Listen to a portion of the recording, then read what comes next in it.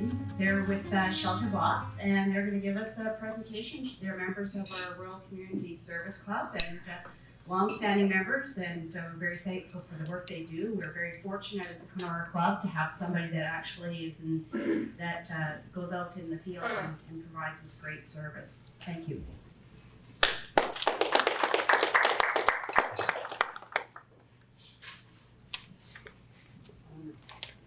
Do I need that? Can you folks hear me okay? No, we used it. Okay. My wife tells me. Better listen to my wife. For once. Excuse me. We'd like to give you an update on Shelterbots and what we're doing and where we're going. There's a massive demand in the world right now, as you are, I'm sure, are aware, with a combination of natural disasters and conflict zones. And here, this just gives you an idea. This slide, this is what the UN is estimating, that right now there's about 85 million people displaced in the world. And if you try and think about where they're all, it's hard to figure it out. There's so much need. And this is the number that's really kind of striking and scary. The UN is Too close, sorry. too close. Yeah. The UN is estimating that by the year 2050, there'll be 200 million people displaced in the world. Massive number. So Shelterbots is working to gear up to help as many as we can. We've got very aggressive fundraising plans to basically, the more funds we get, the more people we can help is the bottom line.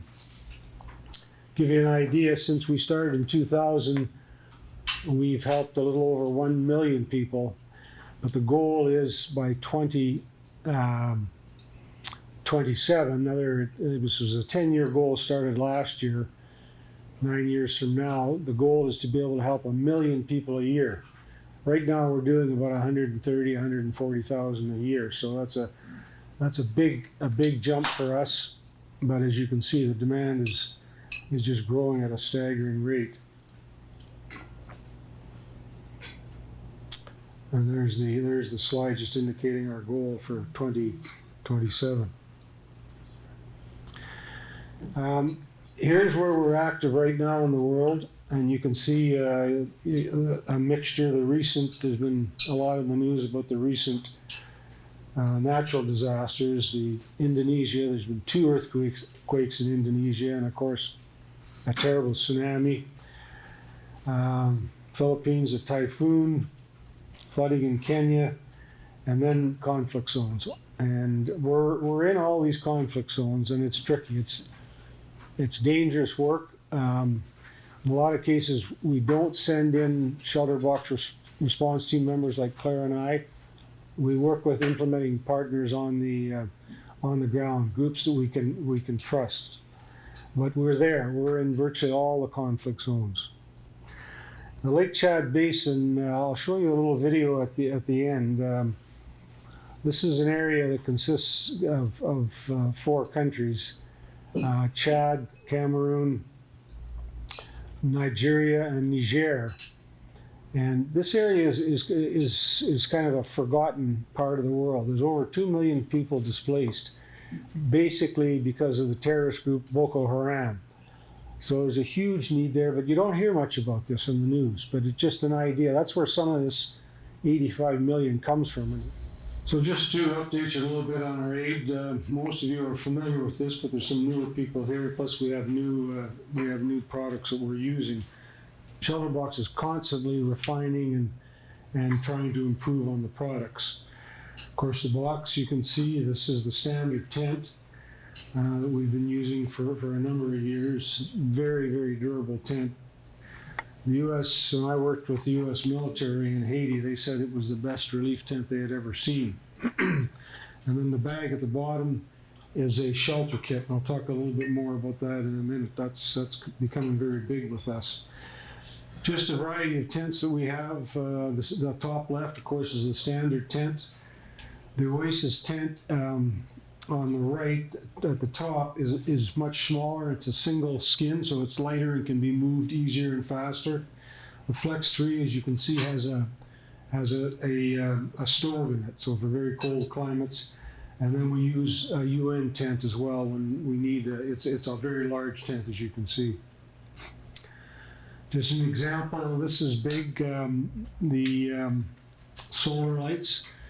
This thing just crumples up into it's filled with air, very small and light. Charges, it takes about 12 hours to charge, and it gives 12 hours of light. And this is light is really important in these refugee camps. There's so many desperate people, and there's lots of violence that goes on, women and children particularly. So these lights are very valuable. Here's the shelter kit I'd mentioned. It consists of, the standard kit consists of 2 big tarps and then tools. And basically it's intended to repair homes if you can. It might be part of a roof off or a wall down. People with these tarps, they've got waterproof nails and so on. They can still live in their home as they're gradually rebuilding, which is much preferred than having to move out of the home. But also this can be made into a shelter with just a bit of lumber. That's all that's required. And it's much less expensive than a tent.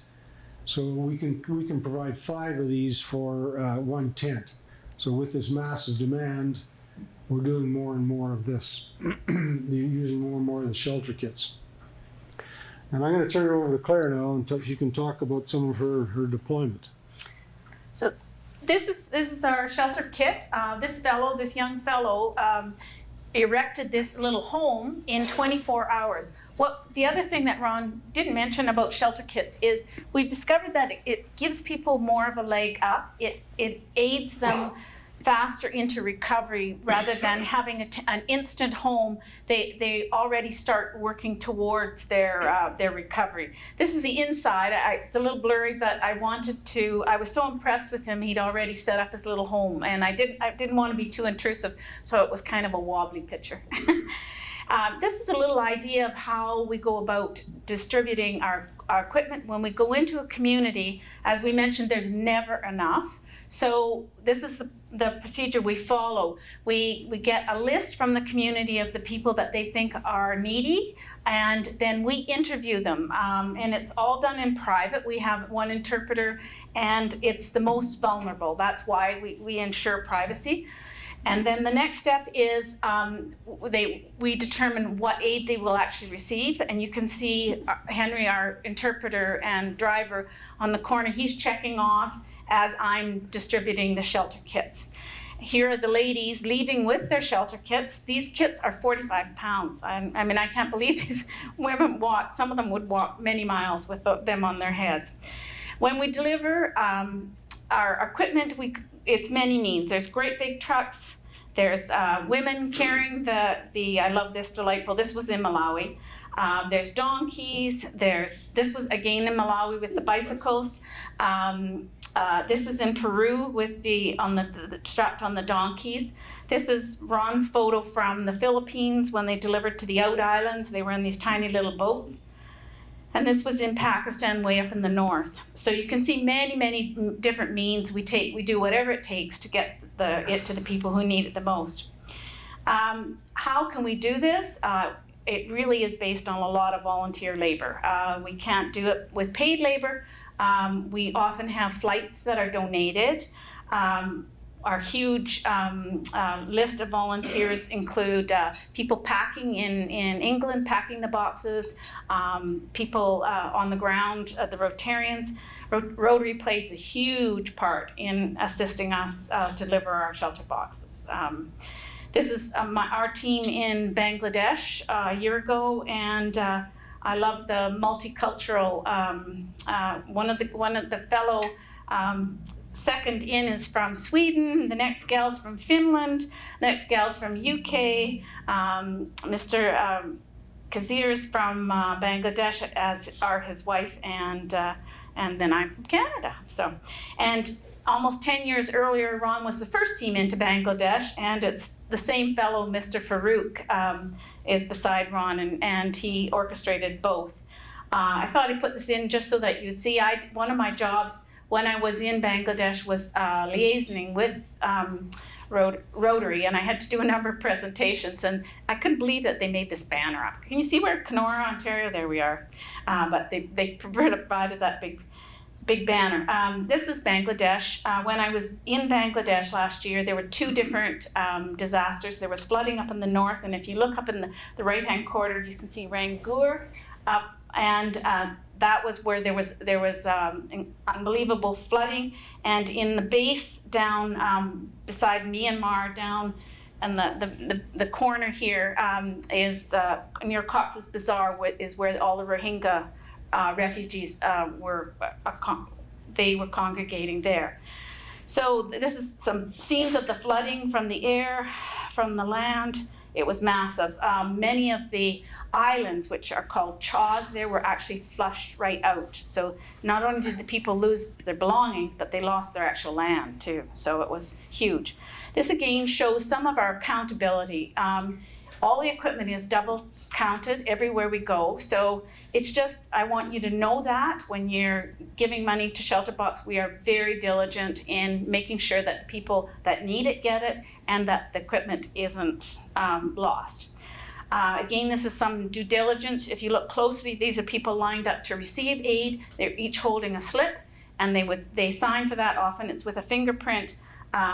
But again, it's diligence. I want you to look closely at this woman's face.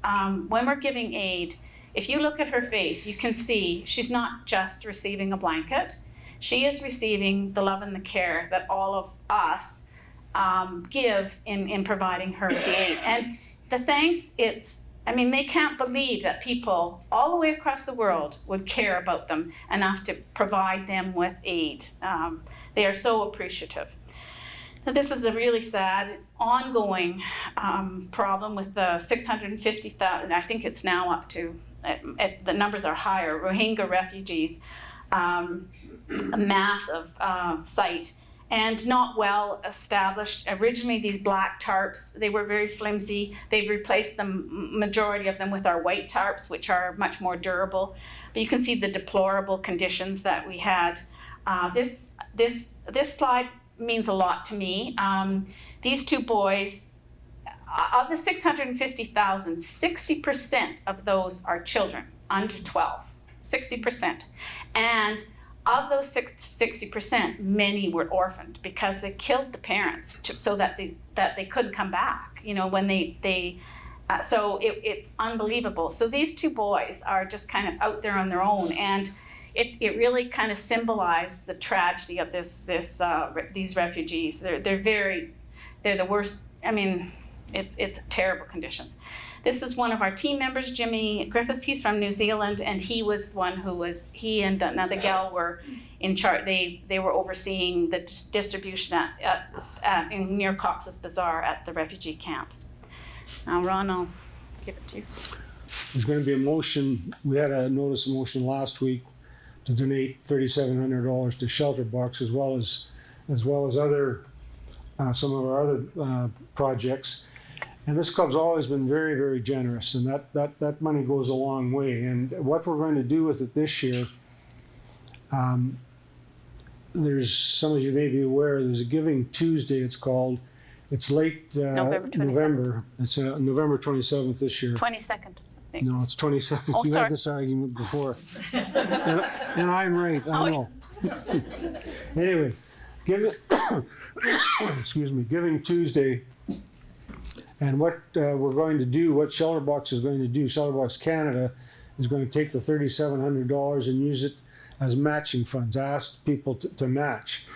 And just to give you an idea of how effective this can be, 2 years ago on Giving Tuesday, late November, we had no matching money, and Shelterbots, what Giving Tuesday is, for those who aren't aware of it, it's an international day of people giving to the charity of your choice. People are encouraged to give to whatever charity you would like to help. And 2 years ago, we didn't have any matching money, and Shelterbots got about $1,400 donated. We advertise, of course, like all charities do. Last year, we had $10,000 for matching, and we brought in $30,000 as matching funds. So this $3,700 from our club is likely to magnify multiple times. So it's a great benefit. Plus, it'll be a little bit of PR for our club because it'll be listed as matching funds are coming from the Kenora Rotary Club. Again, we'd like to thank you, Claire and Ron. Great idea for Christmas presents for siblings or whatever to donate to Shelterbots on their behalf. It's amazing that we have you in our club to bring this to, I mean, we hear about relief organizations, but every time you talk, I cry. Because it's such a wonderful program, and when I heard about Shelterbots, I just thought, isn't that great? It's a home in a Tupperware box. I mean, how good. So we've got really cool pens for you, in case you don't have any. Thank you. Thank you again. Thanks very much.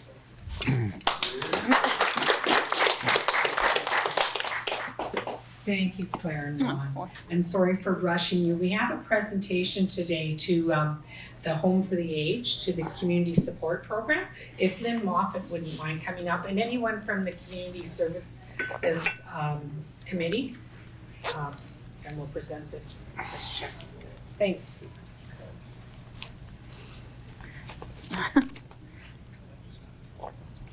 Oh, you're coming to do the picture. I thought you were going to join us. No. Okay. I think everybody's away holidaying this week. Oh.